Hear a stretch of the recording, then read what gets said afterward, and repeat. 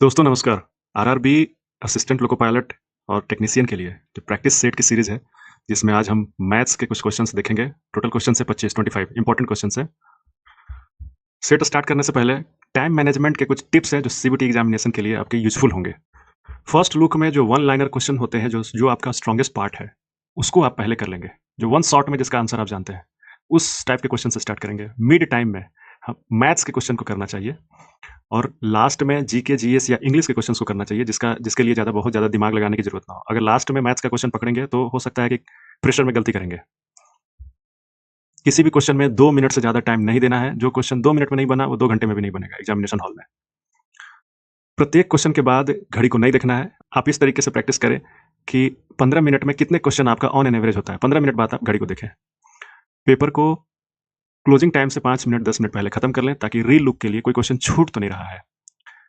Start करते हैं sectional test 2, जिसमें मैथ्स का हम लोग क्वेश्चंस को करेंगे। एक फुल टेस्ट था पहला नंबर और 2 सेक्शनल टेस्ट। एक टेस्ट हमने जीएस के ऊपर, जो जनरल साइंस के ऊपर हमने किया है। आप डिस्क्रिप्शन बॉक्स में जाएं, उसको जरूर देखें।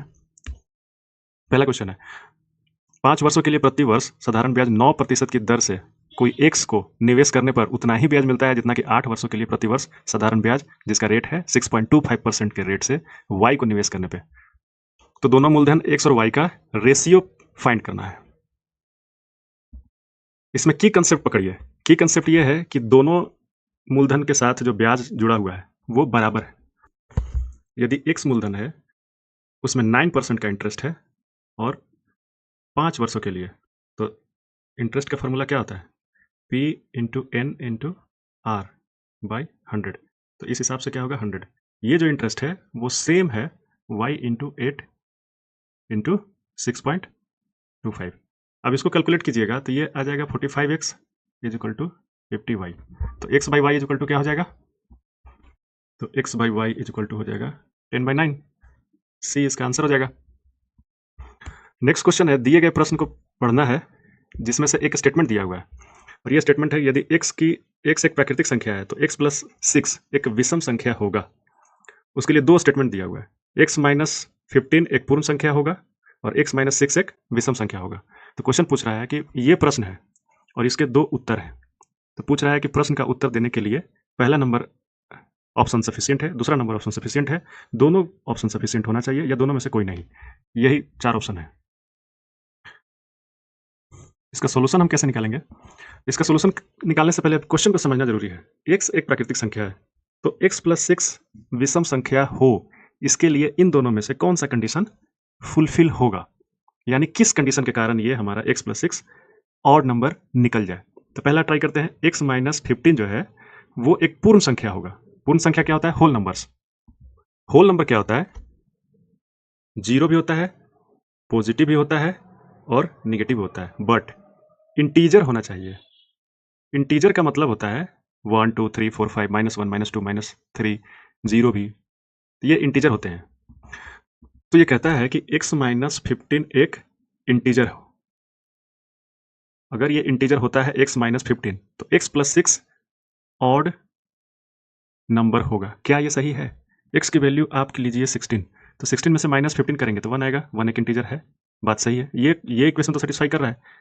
तो क्या 16 प्लस 6 यानी 22 एक ऑड नंबर है? तो यानी ये वाला गलत हो जाएगा। अब x माइनस 6 एक ऑड नंबर हो तो x प्लस 6 भी ऑड नंबर होगा। दूसरा ऑप्शन ये है।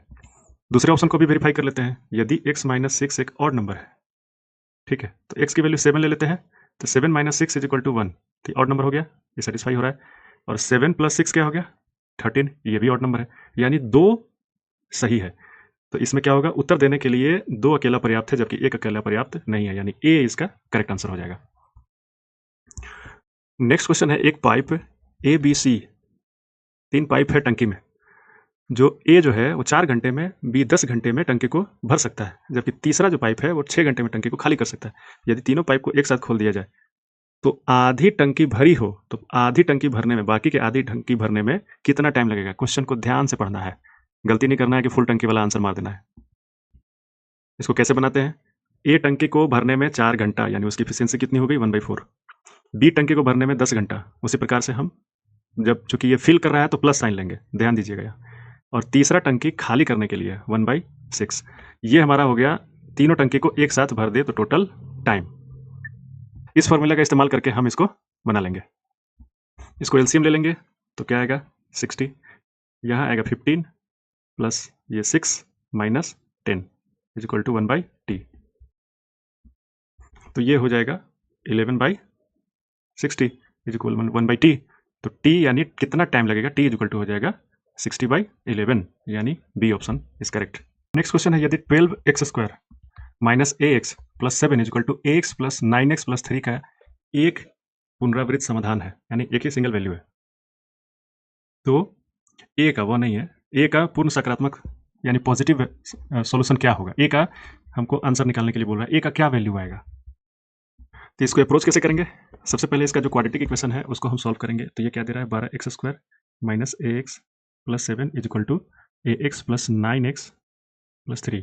तो ये हो जाएगा 12x² माइनस 2ax, आप ये x को इधर लेके आइए, माइनस 9x, 7 को या फिर 3 को इधर लेके आएंगे तो 7 माइनस 3 इज इक्वल टू 4 बराबर 0।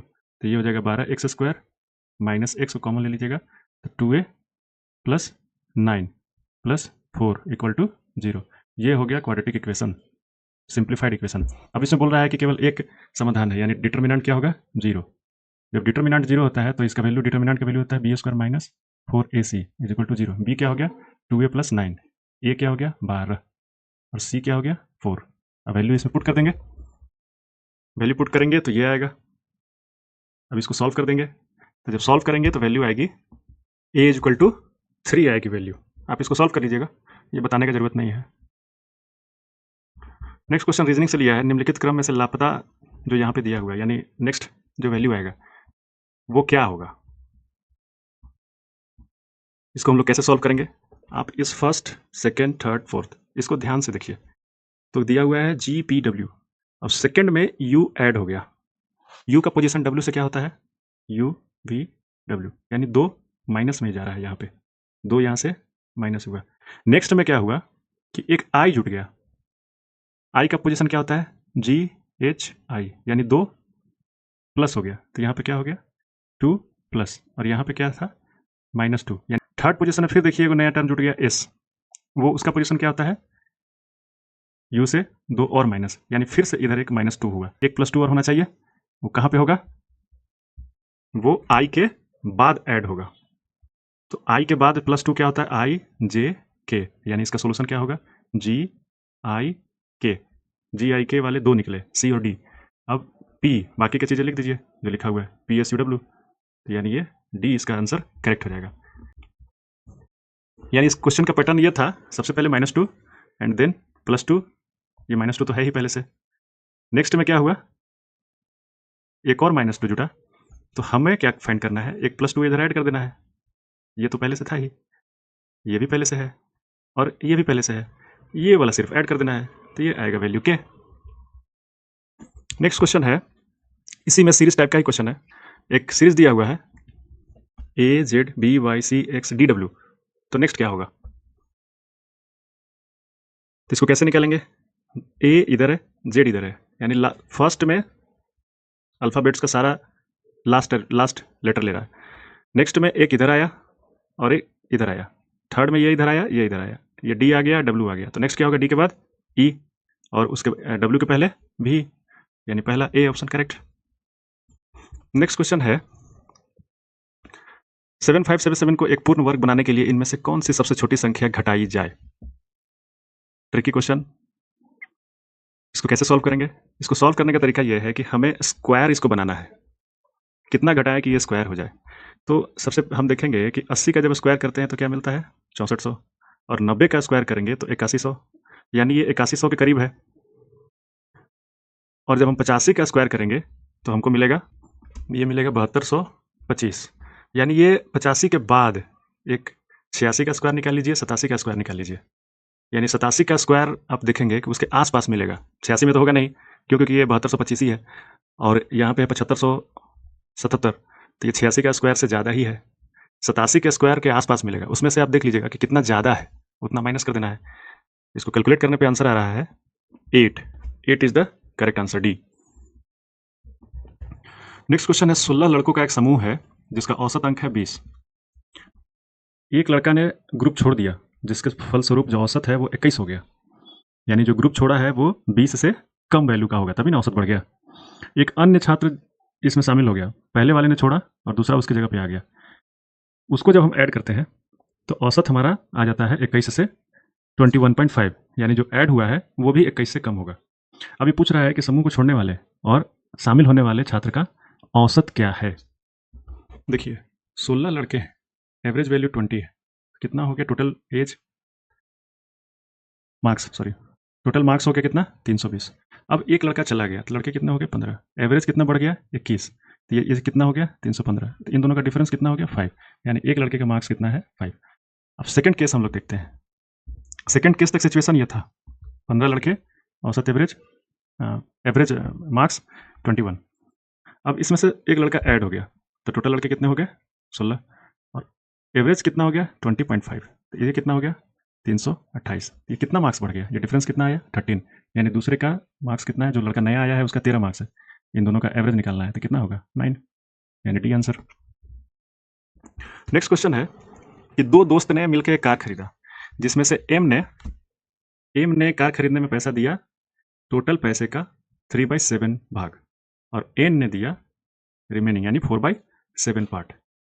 अब जो क्वेश्चन में दिया है कि एम ने जो दिया है वो एन से 31,540 रुपए कम दिया है, तो कार की वैल्यू कितनी कितने रुपए में टोटल खरीदी गई थी, यानी दोनों मिला के कितना पैसा में खरीदा है।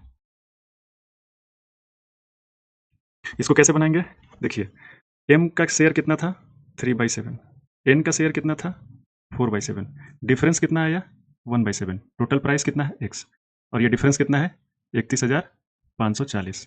अब एक्स की वैल्यू 7 गुने 31,540 मल्टीप्लाई कर दीजिए, इसका करेक्ट आंसर होगा।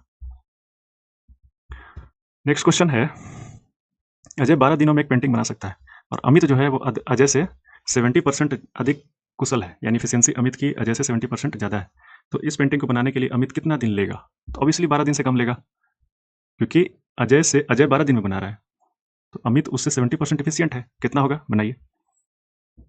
इस टाइप के क्वेश्चन को हम एफिशिएंसी से बनाते हैं।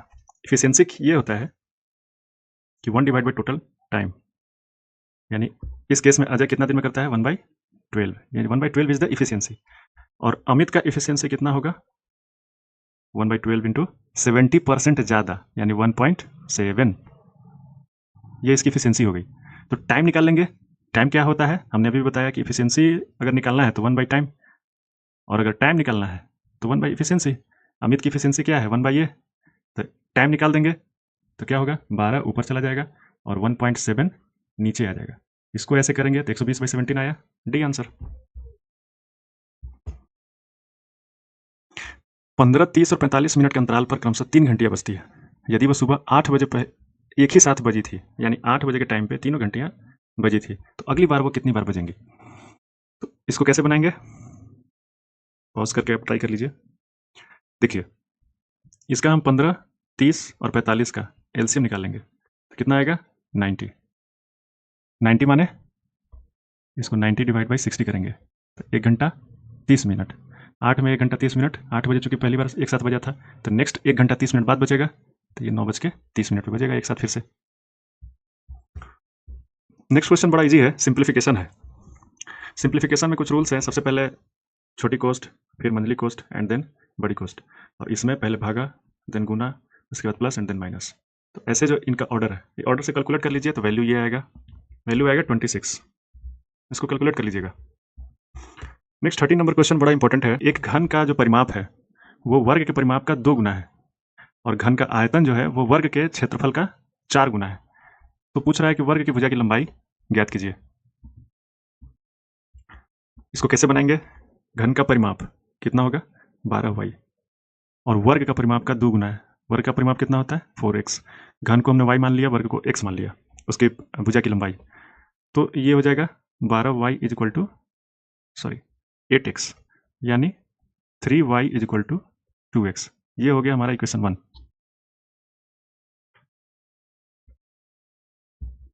x इज इक्वल टू आ जाएगा 4 इंटू 27 डिवाइड बाई 2, इसकी वैल्यू आ जाएगी 13.5। नेक्स्ट क्वेश्चन है, मुग्धा और मयूरी दोनों एक साथ मिलकर के एक काम को 18 दिन में करते हैं। मयूरी काम स्टार्ट करती है और काम का 2/5, 25 नहीं है, 2/5 भाग समाप्त करके छोड़ देती है। कुछ दिन काम करती है, जो टोटल काम का 2/5 भाग वो करती है, एंड देन उसके बाद मुग्धा काम शुरू करती है और शेष कार्य को समाप्त करती है। ये दोनों काम करते हुए इन दोनों ने 39 दिनों का टाइम लगा दिया। तो पूछ रहा है कि मुग्धा अकेले उस काम को कितने दिन में करेगी। इसको कैसे करेंगे? मुग्धा को हम x मान लिया कि वो x दिन में काम पूरा कर सकती है, और मयूरी को हमने y मान लिया, y डेज में वो पूरा काम कर सकती है। अब इक्वेशन में बिठा देंगे। इक्वेशन में डालेंगे तो क्या होगा, 1/x plus 1/y is equal to 1/18, दोनों मिलके 18 दिन में, इक्वेशन 1। दूसरा 2/5 times x plus 3 time y is equal to 1/39। ये दो इक्वेशन आ गए। x और y की वैल्यू निकाल दीजिए। पूछ रहा है x, तो x की वैल्यू हम निकाल देंगे। ये हो गया हमारा लॉन्ग मेथड। अब हम इसमें एलिमिनेशन टेक्निक लगाएंगे। अगर इस टेक्निक से हम बनाएंगे पुट करके तो हमारा 2 मिनट से ज़्यादा टाइम लग जाएगा। हम एलिमिनेशन टेक्निक लगाएंगे। वो कैसे? देखिए, दोनों मिल करके 18 दिन में काम करता है, और बारी बारी से काम करता है तो 39 दिन में टोटल होता है। साथ मिल के करता है तो 18 दिन में, और 39 दिन में बारी बारी से। एक चीज इसमें दिया हुआ है कि मयूरी की इफिशियंसी मुग्धा से ज़्यादा है, यानी मुग्धा का x था, मयूरी का y था। मुग्धा स्लो है, यानी ज़्यादा दिन में काम करेगी, तो x is greater than y। ठीक है। अब ये जो आंसर x हमको निकालना है, तो x का आंसर 18 से ज़्यादा होगा। क्यों? क्योंकि जब दोनों मिलकर काम कर रहे हैं तो 18 दिन लग रहा है, तो सिंगल करेगा तो 18 दिन से ज़्यादा ही होगा। ठीक। और जब बारी बारी से कर रहे हैं तो ये 39 दिन लग रहा है, 39 डेज। ठीक है, यानी x की वैल्यू 18 और 39 के बीच में होगा, वेरी। तो यानी ये छट गए, ये छट गए। अब इन दोनों में से कोई एक आंसर है। ये है एलिमिनेशन टेक्निक का पावर। अब इन दोनों में से हम कैसे सेलेक्ट कर लेंगे? मुग्धा की इफिशियंसी कम है, यानी वो स्लो काम करती है तो ज़्यादा टाइम लगी, तो इन दोनों में से ज़्यादा वैल्यू कौन सा है? 30 मार दीजिए। ये प्रोबेबिलिटी है, एग्जैक्ट मैं नहीं बता रहा हूँ, बट एलिमिनेशन टेक्निक से अगर आपको नहीं आ रहा है, टाइम कम है और आप अटेम्प्ट लेना चाहते हैं, तो इस टेक्निक का इस्तेमाल कीजिए, आंसर आएगा, करेक्ट आएगा। नेक्स्ट क्वेश्चन है, अंजू ने हिंदी में 80 में से 68 नंबर लाया, मैथ में 60 में से 46 नंबर लाया, और विज्ञान में 90 में से 74 नंबर लाया, और इंग्लिश में 45 में से 34 नंबर आया। तो किसका परसेंटेज सबसे ज़्यादा है? किस विषय में सब परसेंटेज सबसे ज़्यादा है?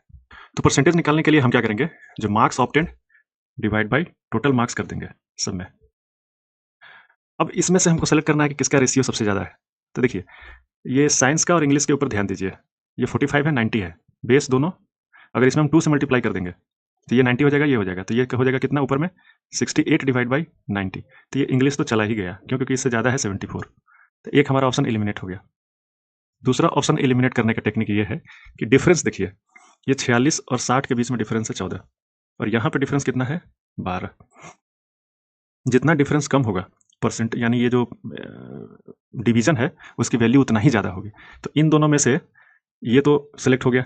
अब क्वेश्चन उठता है कि हिंदी और साइंस, इनमें से किसका ज़्यादा है? ठीक है, तो इसमें डिफरेंस देखिए 16 का है, सबसे कम डिफरेंस 12 का हिंदी का है, तो most probably Hindi is the right answer. इसी में मैक्सिमम परसेंटेज होगा।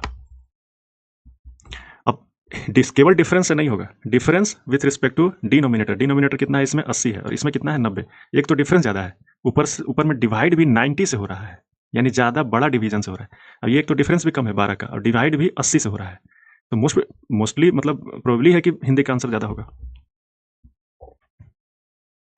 नेक्स्ट है, एक गोले को 1/3 भाग में विभाजित कर दिया गया। एक बड़ा सा गोला है जिसमें 1/3 से डिवाइड कर दिया गया। बड़ा जो पार्ट है उसको एक शंकु बना दिया गया, और जो छोटा पार्ट है उसको एक ऐसे करके गोला को बेलन बना दिया गया।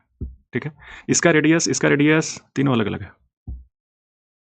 अब ये पूछ रहा है कि शंकु में जो बनाया है उसमें जो ये जो डिस्टेंस है वो इसके बराबर है। शंकु जो बनाया है इसके बराबर है, और बेलन की जो त्रिज्या है वो हाइट के बराबर है। ये इस तरीके से बनाया है। तो क्वेश्चन ये पूछता है कि शंकु के आधार की त्रिज्या और बेलन की ऊंचाई के संगत का अनुपात क्या होगा।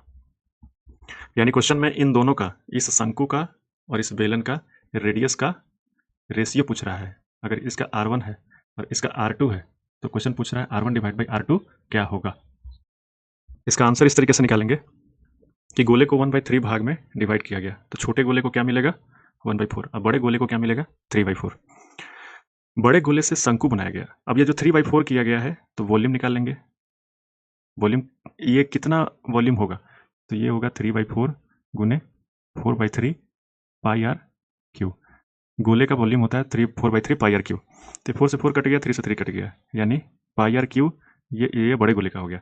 उसी प्रकार से 1/4 गुने 4/3 पाई आर क्यू, तो ये हो गया 1/3 पाई आर क्यू। छोटे गोले का और बड़े गोले का, ये दोनों का आयतन हमको मिल गया।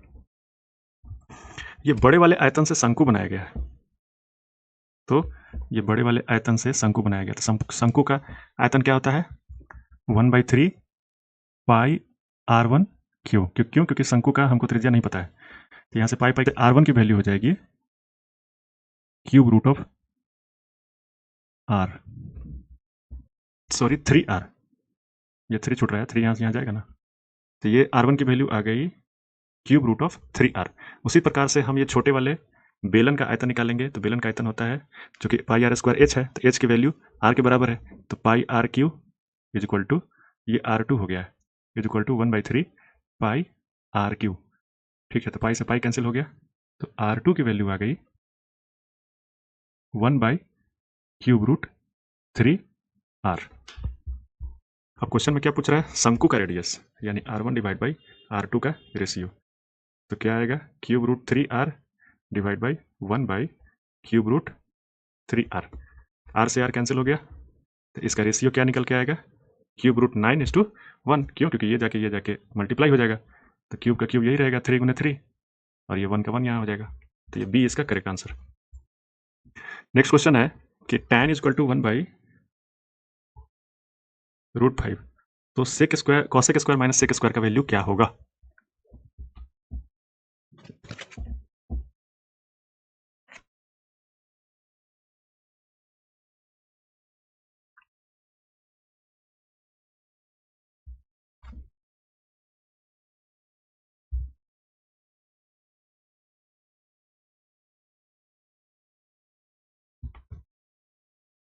नेक्स्ट क्वेश्चन है कि एक समषष्ठभुज यानी 6 बराबर भुजाओं वाली और द्वादश भुज यानी 12 समान भुजाओं वाली का अंतः कोण के माप का अनुपात क्या होगा। यानी एक 6 भुजाओं वाली ऐसा है, और एक इसी तरीके का 12 भुजाओं वाला कोई स्ट्रक्चर है, तो ये जो एंगल बन रहा है, इसमें भी एंगल बनेगा, 12 भुजा ऐसे ऐसे हो जाएगा, तो इसका भी एंगल बनेगा, तो इन दोनों एंगलों का रेशियो क्या हो गया, यही पूछ रहा है क्वेश्चन। इसका एक यूनिवर्सल फार्मूला है, इसका इंटरनल एंगल का फार्मूला होता है 2n - 4 divide by n into 90 degree. अब यहाँ 6 रख देंगे, तो 2 गुने 6 - 4 डिवाइड बाई 6 इंटू 90 डिग्री, तो इसकी वैल्यू आएगी 120 डिग्री। उसी प्रकार से 2 गुने 12 - 4 डिवाइड बाई 12 गुने 90 डिग्री, तो इसकी वैल्यू आएगी 150 डिग्री, यानी 120 और 150 का अनुपात क्या होगा, 4:5, यानी A is right answer. Next question है, एक धनराशि पर 8% के ब्याज से 3 वर्षों का जो साधारण ब्याज है, उसी धनराशि पर 9% के रेट से 2 वर्षों में जो साधारण ब्याज है वो 90 रुपया अधिक है।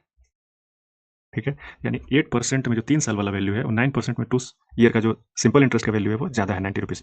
तो प्रिंसिपल अमाउंट क्या होगा, इसको कैसे करेंगे, ये पी कॉमन ले लेंगे। ठीक है, तो 8 गुने 3 डिवाइड बाई 100 माइनस 9 गुने 2 डिवाइड बाई 100 इक्वल टू 90। अब इसको सिंप्लीफाई कर देंगे, सिंप्लीफाई करेंगे तो क्या आएगा, p डिवाइड बाई 100 गुने 6 90, तो ये p की वैल्यू आएगी 1500 रुपये, यानी D is the correct answer. Next question है, एक त्रिभुज में ABC एक त्रिभुज है, ये ABC, AB is equal to 12 centimetre, और इसके A के अंदर भुज में जो रेखा है वो D पर आके मिलती है, और BD इज इक्वल टू है 7 सेंटीमीटर और DC इज इक्वल टू है 8.75, ये वाला। तो CA की लंबाई, इसकी लंबाई पूछ रहा है, कैसे निकालेंगे, देखिए ये जो है एंगल बराबर है, यानी angle BAD is equal to angle DAC। अब जब ये एंगल बराबर है तो BD divide by AB is equal to DC divide by CA। अब यहाँ से CA की वैल्यू निकाल दीजिए, सारा वैल्यू दिया हुआ है पुट करके, तो ये आएगा 15 सेंटीमीटर, यानी C is the correct answer. Next question है कि 4 सेंटीमीटर भुजा वाले वर्ग के प्रत्येक कोण से 1 सेंटीमीटर लंब खंड काट लिया जाए, तो प्रत्येक भुजा अष्टभुज बन जाता है तो उसकी परिमिति और क्षेत्रफल क्या है? ऐसा एक स्क्वायर है, इसको बनाइए। ऐसा एक स्क्वायर है, हमने एक एक ऐसे नाप के काट लिया। ये 1 है, 1 है, 1 1 1 1 1 1। तो परिमिति यानी इसका निकालना है। कैसे निकालेंगे? देखिए ये 1 1 है तो ये क्या हो जाएगा √2। अब एक का √2 है तो 4 का क्या हो जाएगा 4√2। और ये 1 1 इधर चला गया था 2, तो बाकी एक 2 है तो ये क्या हो जाएगा 8, यानी 8 + 4√2। सीधा आंसर डी मारिए।